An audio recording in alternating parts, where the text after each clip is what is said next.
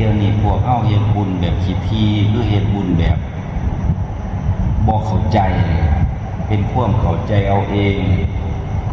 ไม่ออกบางคนเฮ็ดพระเขามากไปเจาะจงคืออุทิศให้ผู้นี้อุทิศให้ผู้อื่นก็บ่ได้เนาะต้องอุทิศให้แต่ผู้เดียวเพราะว่ามันเป็น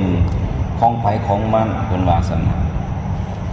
ฉะนั้นอาตมาก็อยากชี้แจงอยู่ว่าบุญนี่มันบ่แม่นวัตถุมันเป็นจิตใจ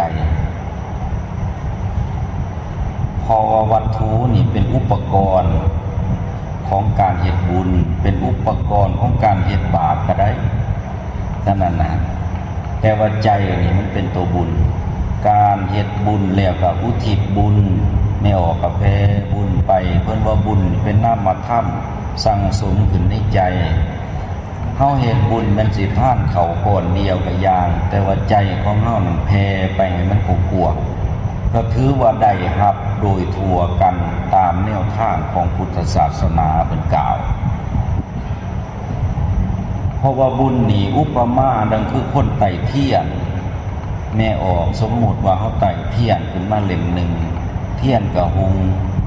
เมื่อมีผู้อื่นมาขอต่อเทียนต่อแสงไฟนำเอาไปอีกเทียนของเขาบ่ได้หมดได้ยังหุงอยู่กงกันขามเทียนมันก็สิหุงขึ้นตืมเพราะว่าคนทั้งข้างมาขอไต่สองคนไต่บุญก็หุงออกไปเป็นแสงสองแสงความสว่างก็หุงออกขึ้นเป็นกำลังที่สองเมื่อมีคนมาขอไต่อีกก็หุงออกไปอีกคือการกับการแผ่เพิ่นอุปมาจังซี่แล้วก็อุปมาคือนายผู้สอนหนังสือนายผู้สอนหนังสือนี่สอนให้นักเรียนผู้หนึ่งบ่แม่นบทเรียนของนายผู้สิเบิดได้ยังอยู่คือเก่าสอนให้ผู้หนึ่งนักเรียนผู้หนึ่งก็ได้ความรู้สอนให้10นักเรียนก็ได้ความรู้นายครูก็บ่ได้เบิดความรู้ยังคือเก่าคงกันข้ามความรู้ของนายครูก็สิแน่นขึ้น